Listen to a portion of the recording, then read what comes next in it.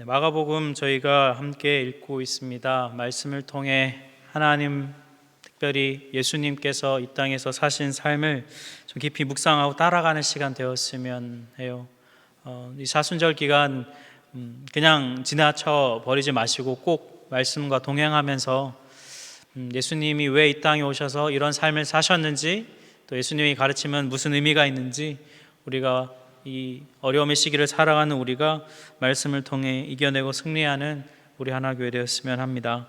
오늘 본문은 우리가 오늘 읽을 5장 말씀 중에 한 부분을 택해서 말씀을 드리려고 해요. 오늘 본문에 등장하는 이 여인은 12년 동안 혈루증을 앓고 있었습니다. 혈루증은 요즘으로 말하면 자궁근종 혹은 다난성 난소증후군으로 추측이 되는 질병인데요, 계속 하혈을 하는 병이에요. 26절을 보니까 12년간 이 병으로 고통을 받았고 곧 치료했지만 아무 소용없이 돈만 허비하였습니다. 오히려 시간이 지날수록 증세는 더 악화되었어요. 이 25절과 26절 이 두 절을 통해 우리가 여인의 삶이 어떠했을지 대충 상상이 좀 되죠. 여성의 몸으로 하혈을 12년간을 했다면 그 몸 상태가 어떠했을지 우리가 짐작할 수 있어요. 아마 엉망이었을 겁니다. 몸도 몸이지만 사실 마음이 더 문제입니다. 여러분, 병이 낫지 않고 계속 오래되면 여러분 마음 상태가 어떻겠습니까? 본인 혹은 내 주변의 가족들 중에 낫지 않는 그 질병을 갖고 오랜간 계속 살다 보면 그런 마음이 어떨지 잘 아시죠? 기본적으로 무기력한 마음도 들고요, 때로는 왜 이런 질병이 나에게 있나라는 상황에 대한 분노와 짜증이 일기도 해요. 그리고 나으려고 시도해 보려고 해보고 자꾸 해보지만 시간이 지날수록 낫겠나 하는 그런 냉소하는 마음이 그 마음 안에 있을 수밖에 없습니다. 굉장히 복합적인 감정이 있는 이 여인, 게다가 이 여인은 유대 율법상 이 혈루증은 부정한 질병이었기 때문에 사람들하고도 자유롭게 컨택할 수 없는 그런 질병이었습니다. 굉장히 이 여인은 소극적으로 생활할 수밖에 없었을 것이에요. 몸도 안 좋고 내 마음은 또 엉망인데 사람들도 만나지 못하는, 아마 이 여인 자기 생각 안에 갇혀서 아마 홀로 방치된 채 살지 않았을까, 우리가 그렇게 좀 추측해 볼 수 있어요. 그랬던 이 여인의 인생의 대반전을 오늘 본문에 시도를 합니다. 본문 27절, 28절을 보시면 이 여인이 예수의 소문을 들었습니다. 그리고 무리 가운데 끼어 뒤로 와서 그의 옷에 손을 댔어요. 이 무기력했던 이 여인, 그동안 전혀 보여주었을 거라고 생각되지 않는 그 모습을 이 여인이 지금 보여주고 있는데요, 예수님의 옷을 여인이 만졌어요. 어떻게 이렇게 할 수 있었을까, 그 과정을 한번 좀 살펴보면요, 이 여인이 가장 처음에 먼저 한 것은 예수의 소문을 들었습니다. 오늘 이 현장에서 들었는지 이전에 들었는지는 잘 알지 못하겠지만 아마도 분명히 여인은 이미 이전에 예수님에 대한 소문을 들었을 것이에요. 불치병, 난치병을 고침받았다는 이야기를 여인이 들으면서 그냥 이 여인이 그 소식을 흘려보냈다면 어땠을까요? 그런가 보다 하고 그냥 흘려보냈다면 오늘 이 본문의 일은 일어나지 않았을 거예요. 그런데 이 여인은 그 소식을 듣고 그것을 마음에 담았어요. 두 번째 뭘 했습니까? 들은 다음에 마음에 담았고 여인은 무리 가운데로 끼어 들어갔어요. 이건 굉장히 여인한테 용기가 필요한 일인데요, 앞에 말씀드린 대로 여인은 사람들과 함께 이렇게 다닐 수 없는 그런 삶을 살지 않았습니까? 굉장히 용기가 필요한 일이었을 겁니다. 사람들 틈으로 들어간다는 자체는 굉장히 익숙하지 않은 그런 상황으로 들어가야만 했던 것이죠. 그리고 세 번째는 마침내 예수님의 옷을 손으로 만졌어요. 요약을 해보면요, 일단 이 여인은 예수님이 병을 낫게 한다는 소식을 들었습니다. 근데 그냥 들은 걸로 끝난 게 아니라 아마도 이 여인이 혼자 방에 앉아서 계속 생각해 보았을 것 같아요. 병행 본문인 9장, 마태복음 9장 21절을 보면 제 마음에 그 겉옷만 만져도 구원을 받겠다 함이라. 그러니까 여인은 생각을 해본 거예요. 나의 이 12년의 혈루증이 과연 예수의 옷을 만짐으로 고쳐질 수 있을까? 예수는 내 병을 낫게 할 수 있을까? 생각해보고 곰곰이 계속 생각해본 다음에 마침내 결론에 도달했어요. 그럴 수 있겠다. 그런 믿음이 여인에게 생긴 것이죠. 그리고 무리 틈에서 믿음의 손을 내뻗은 겁니다. 여기 가만히 보면 이 무리들 틈에 끼어서 뒤로 가서 몰래 예수님의 손에 옷을 대는 이 행동은 사실 굉장히 좀 소극적인 믿음이에요. 왜냐하면 앞에 등장했던 사람들과 비교해보면 알 수 있는데요. 지난 수요 찬양 기도회 때 나누었던 말씀 마가복음 1장에 나오는 그 나병 환자를 보면 그 예수님의 가던 길을 막고 앞에 엎드리지 않습니다. 그리고 강력하게 구하잖아요. 또 그 다음 2장에 나오는 그 중풍병자를 데리고 온 4명의 사람은 사람이 많아서 들어갈 수 없으니까 어떻게 합니까? 지붕에 올라와서 지붕을 뜯어내고 침대를 내리잖아요. 그러니까 우리가 좀 믿음이 좋다 하면 그 정도는 해야 되는 거죠. 뭔가 적극적으로 구하고 뭔가 막 안 되는 걸 되게 하는 막 그런 어떤 적극적인 태도를 보면서 야, 믿음 좋다라고 말할 수 있죠. 그것과 비교하면 이 여인의 뒤에서 몰래 옷을 만지는 행위는 굉장히 좀 소심하고 좀 초라한 것 같은 생각마저도 들게 해요. 그런데 이 소심한 믿음의 몸짓이 여인의 병을 낫게 했다는 것입니다.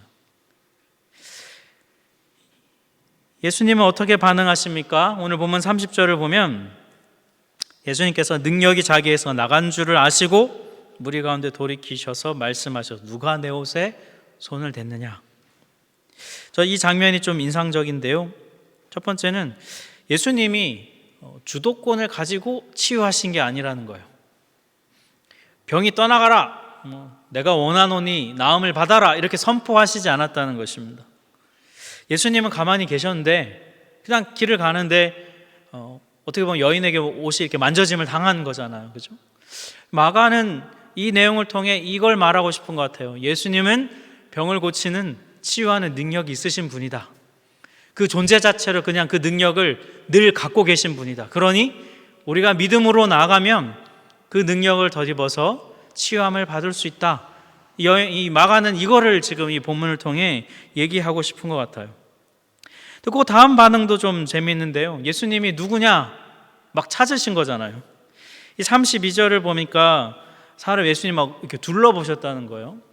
제자들이 황당해서 지금 여기 사람이 몇 명이나 있는데 사람 이렇게 많은데 누가 옷 만졌냐고 질문하는 게 이게 말이 됩니까? 라고 제자들이 오히려 거꾸로 묻죠.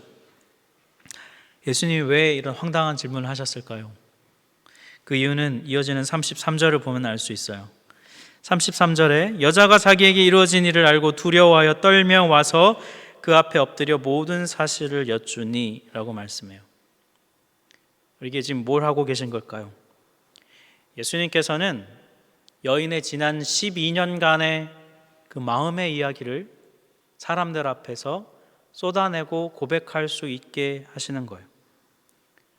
동네 사람들 앞에서 자신의 이야기를, 마음의 얘기를 하게 하신다는 거예요. 상상해 보건대 12년 동안 이 혈류증으로 고통받고 돈도 허비하고 고통을 받았다면 여러분, 이 여인의 자신의 마음의 얘기를 할 때는 어땠을까요? 그동안 억눌려 있던 감정이 북받쳐 오르지 않았을까요? 정말 마음에 그 얘기를 하면서 지난 스토리를 말하며 울면서 얘기했을 것입니다. 여러분, 그러면 무슨 일이 벌어지겠습니까? 여인의 마음이 치유를 받는 거예요. 몸은 이미 나았어요. 근데 예수님은 여인의 마음도 고쳐주고 계신 거예요. 공동체 앞에서 그러니까 간증시키는 것이죠. 이렇게 그 자리에서 지목해가지고 간증을 막 하는 거예요. 마가복음의 다른 장면에서처럼 여기도 마찬가지인데요. 예수님은 병에 억눌린 이 여인의 몸만 고치신 게 아니에요. 여인의 삶 전체를 회복시켜주고 계신 것입니다. 몸과 마음을 다 새롭게 하셔서 이제 마을 사람들 앞에서도 이제 여인이 나았음을 공식적으로 고백할 수 있도록 만들어 주신 것이에요.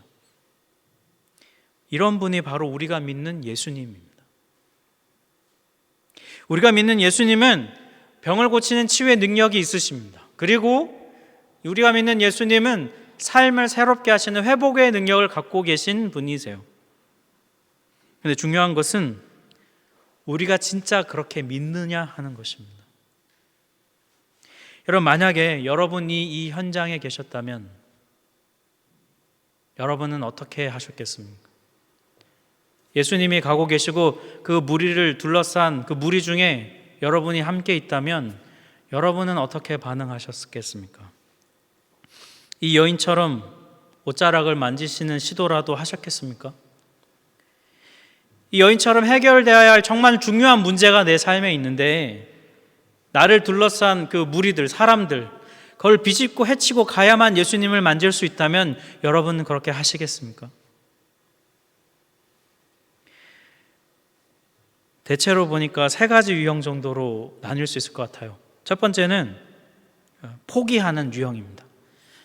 어떻게 하는 거냐면, 야, 사람들이 이렇게 많이 둘러싸고 있는데 예수님을 어떻게 만져?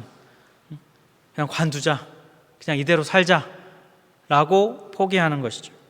왜 포기할까요? 이유가 여러 가지 있겠지만 믿음이 없어서, 옷 만진다고 안 나을 것 같으니까 그런 마음들, 아니면 시도를 했다가 실패하면 더 절망하고 좌절할까 봐 아예 그냥 시도조차 하지 않는 것이죠. 포기해버리는 것이죠. 두 번째는 소심한 유형인데요, 이렇게 생각하는 거예요. 예수님이 나를 먼저 좀 찾아오시면 좋을 텐데. 삭개오처럼 나무에 올라가 있는 데 와서 삭개오야 내려와라 이렇게 하는 것처럼, 길을 가시는 예수님이 갑자기 뒤를 돌아서서 너 이리 와봐 해서 이렇게 막 먼저 날 컨택해 주시면 그러면 내가 괜찮을 텐데 라고 하는 소심한, 이런 분들은 늘 이렇게 좀 삶을 살아가는 방식이 조금 수동적인 경향이 많아요. 이렇게 뭔가 적극적으로 막 취하기보다는 그냥 이렇게 지명 당하면 하고 아니면 가만히 있고, 약간 이런 좀 성향이 있을 수 있죠. 때로는 좀 이런 분들 중에 좀 자존심이 센 분들도 꽤 있습니다. 이 자존심이 세면 사람이 의외로 소극적인 경우들이 꽤 있거든요. 자기가 지켜야 되기 때문에 그런 경우들이 있어요. 세 번째 유형이 있는데요, 이건 회피하는 유형이 있어요. 내가 옷 만진다고 낫겠나? 어디 옷 만진다고 낫다는 얘기를 들어본 적이 없어 라고 생각할 수 있겠죠. 그리고 이렇게 생각하는 거예요. 하나님 뜻이면 병이 낫는 거고 하나님 뜻이 아니면 병이 안 낫는 거지 뭐 라고 생각하는 것입니다. 주어진 상황 그 자체가 하나님의 뜻이라고 여기는 거예요.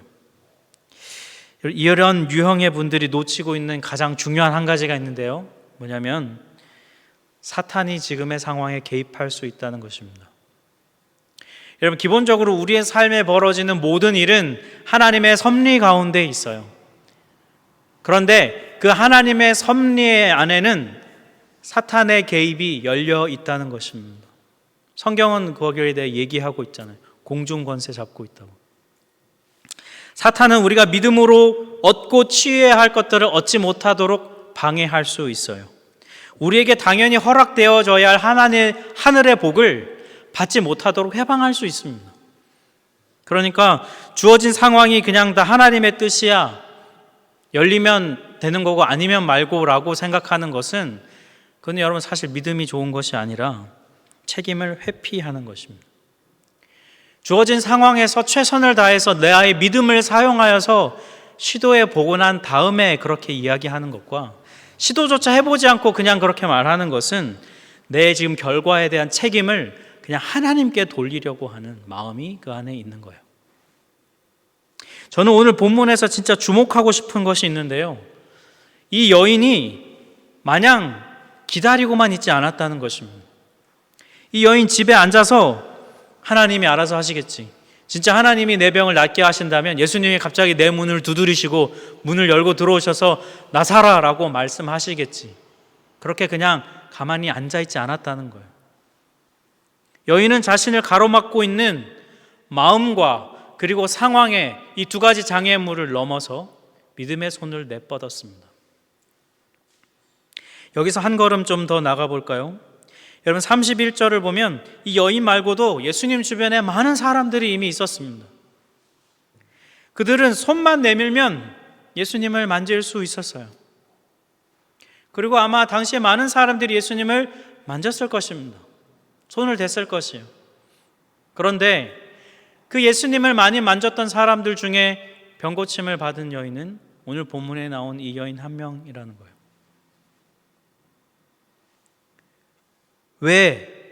왜 그들은 눈앞에 있는 예수를 만졌음에도 아무런 변화가 없을까요? 정말 그들에게는 여인처럼 고침을 받고 해결되어야 할 문제가 아무것도 없었던 것일까요? 오늘 이 상황을 오늘날 우리에게로 가져오면 저는 이렇게 질문할 수 있는 것 같아요. 왜 우리는 내 안에 계신 예수님을 만나고도, 왜 우리는 예수 그리스도를 믿으면서도 우리에는 아무런 변화가 없을까? 왜 우린 그대로일까? 코로나 팬데믹의 상황이 우리의 삶의 행동 반경을 분명히 좁혀 놓았습니다. 하고 싶은 것 마음껏 할 수 없는 상황이에요. 하지만 여러분, 그렇다고 해서 시도조차 못할 것 같은 그런 생각을 갖는 것은 하나님이 원하시는 생각은 아닙니다. 우리도 모르게 이런 생각을 갖고 있는지도 몰라요. 다 코로나 때문이야. 상황이 이런데 뭘 어떡하겠어. 나보고 어쩌라는 말이야 라는 생각을 우리가 가질 수 있어요. 이게 남의 얘기가 아니라 바로 제 얘기입니다. 분립개척을 하고 11월에 그래도 좀 그나마 괜찮다고 판단됐을 때 우리가 그때 마침 또 분립개척을 했고, 시작해서 본당 예배를 하고 하다가 12월 중순부터 록다운이 걸려서 지금까지 계속 우리가 이러고 있잖아요. 교회를 막 시작한 그 시기에 그 기대감, 막 새로움, 이제 갈수록 그런 게 여러분 사라져가고 계시죠, 그죠? 네. 그때 뭔가 일을 벌렸어야 되는데 일을 벌리지 못해가지고 지금 그냥 하던 대로 그냥 이렇게는 오고 있어요. 지금 제 마음에 한켠에서는 야, 그래도 새로 시작하고 기대감으로 막 하는데 뭘 해야지 라고 하는 마음이 있고, 또 한켠에서는 코로나인데 어쩌란 말이야 이런 마음이 또 제 마음 한켠에 있어요. 이 두 가지 마음이 막 제 안에서 싸워요. 그런데 이 와중에 저희 집에 계신 한 분이 저에게 막 아이디어를 막 주세요. 이렇게 막 이런 좋은 게 있다, 이런 걸 해야 되지 않겠냐 막. 근데 들어보면 맞는 말인데 자꾸 코로나인데 어쩌란 말 막 이런 말이 자꾸 나오면서 더 막 괴로워지고 막 그래요. 들어보면 맞는 말인데. 그런 경험을 하면서 제가 깨달은 게 있는데요. 지금의 우리의 이 싸움의 본질은 마음의 싸움이구나라는 것을 깨닫게 됐습니다. 우리 겉으로 보기에는 바이러스와의 치열한 싸움이 우리 가운데 벌어지고 있죠. 하지만 보이지 않는 우리의 마음에도 치열한 싸움이 있습니다. 여러분, 지금 우리가 싸워야 할 싸움은 이 마음의 싸움입니다. 왜냐하면요, 상황을 우리가 어떻게 컨트롤하기 참 어렵기 때문이에요. 우리에게 이 마음의 싸움이 너무 중요한데요. 왜냐하면 우리에게 지금 제일 필요한 게 뭐냐면 바로 믿음이기 때문입니다. 하나님께서 이 상황을 그래도 다스리신다는 믿음, 하나님께서 이 상황으로부터 우리를 구원하시고 이 상황으로부터 벗어나게 하실 수 있다는 그 믿음 말이죠. 하나님이 우리를 도우신다는 믿음이 우리에게 필요한데요, 이 믿음은 어디에서 시작되냐면 바로 우리 마음에서 시작합니다.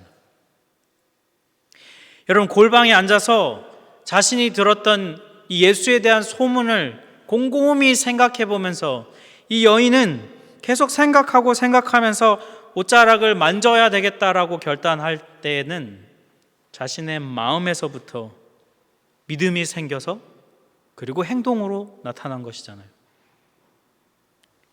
잠언 4장 23절 말씀이 있어요. 제가 너무나 좋아하는 말씀인데요.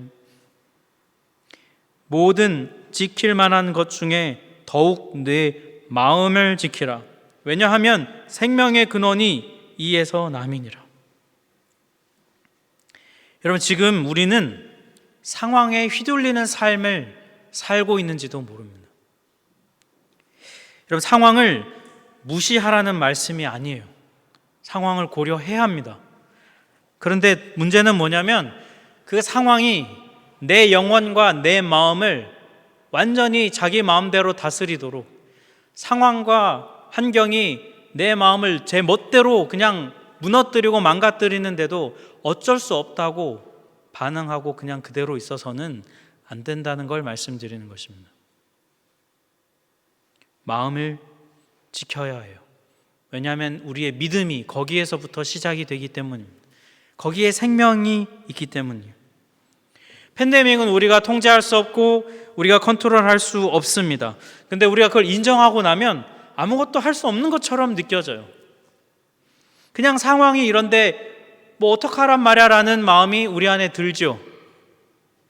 그런데 여러분, 그렇지 않습니다. 그거는 사탄이 주는 거짓입니다. 우리는 어쩔 수 없는 상황에 있지 않아요. 우리가 상황을 바꿀 수 없다고 해서 아무것도 할 수 없는 것은 아닙니다. 우리의 마음까지 그냥 방치해두고 내버려 두는 그럴 필요까지는 없는 것이죠. 사랑하는 우리 성도 여러분, 우리 마음에 복음이 있어요. 제가 여러 차례 강조해서 말씀드렸죠. 우리 안에 복음이 있습니다. 우리 안에 예수님이 살아 계세요.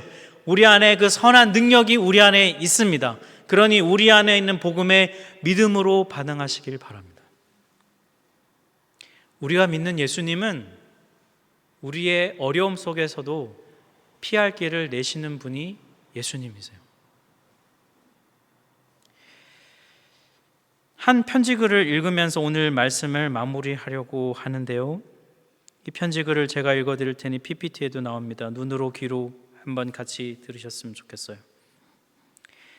선한 능력에 언제나 고요하게 둘러싸여서 보호받고 위로받는 이 놀라움 속에 여러분과 오늘 함께 오늘을 살기 원하고, 그리고 여러분들과 함께 새로운 한 해를 맞이하기 원합니다. 옛것은 여전히 우리의 마음을 괴롭게 하고 어두운 날들의 무거운 짐은 여전히 우리를 누르지만, 오 주님, 내몰려 버린 우리의 영혼에게 주님께서 예비하신 구원을 주옵소서. 주님께서 쓰라리고 무거운 고통의 잔을 가득 채워 저희에게 주셨으니 저희는 그 잔을 주님의 선하고 사랑스러운 손으로부터 떨림없이 감사함으로 받습니다. 그럼에도 주님께서는 저희에게 이 세상에서 기쁨과 빛나는 햇빛을 주기 원하십니다. 그러기에 저희는 지나간 일들을 회상하며 저희의 생명을 온전히 주님께 맡깁니다. 주님께서 우리의 어둠을 밝히신 촛불은 오늘도 밝고 따뜻하게 타오르게 해 주십시오. 우리가 다시 하나 되게 하여 주십시오. 우리는 압니다. 당신의 빛이 밤을 비추고 있습니다. 이게 저희 주변 깊은 곳에 고요가 편만할 때 저희 주변을 보이지 않게 에워싼 세상에 온전히 울려 퍼지는 소리를 저희들로 하여금 듣게 하옵소서. 주님의 모든 자녀들이 소리 높여 부르는 찬양을, 선한 능력에 우리는 너무 잘 보호받고 있으며 믿음으로 일어날 일들을 기대하고 있습니다. 하나님께서는 밤이나 아침이나 우리 곁에 계십니다. 또한 매일의 새로운 날에 함께 하십니다. 이 편지는 나치 정권이 독일을 완전히 다스리던 그 시대, 교회도 그 정권에 동조하던 그 시대, 그것에 저항하며 주의 정의와 진리와 공의를 선포했던 고백교회 목사 디트리 본헤퍼 목사가 감옥에서 가족들에게 마지막으로 쓴 편지 글입니다.